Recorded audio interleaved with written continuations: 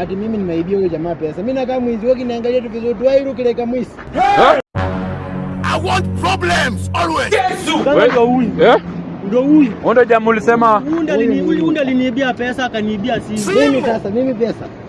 Wewe nani wewe? Mganga anakuambia huyu mtu ni mwizi huyu. Haya. Mganga anakuambia mtu ni pesa. Tulia kwanza. Mbona niambie kijana mdogo pesa? Mimi sasa naiba aje pesa? Pesa niko nayo. Huyu kijana alikuwa anaenda ushago huyu.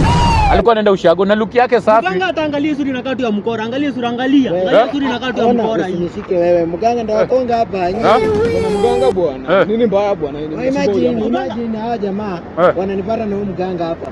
Ati mimi nimeibia huyo jamaa pesa. Mimi nakaa mwizi wako niangalia tu vizuri tu airu kile kama mwizi. Hadi unapiga kizungu. Yaani hadi wewe wanaongea kizungu. Mganga unasikia mtu kujifanya. Kama si mwizi. Unamwona kama mwizi. Namtetea. Mganga anatetea watu unamtetea. Umeona? Ongea. Wewe sio mwizi. Wewe sio mwizi. Ongea. Bro. Lakini nakuuliza swali, wewe sio mwizi. Ndio mganga. Wewe sio mwizi. Ndio kama si wewe. Unajua sasa hii mambo mnaniaibisha hata ni ng'ombe tu. Wewe sio mwizi ama ni wewe?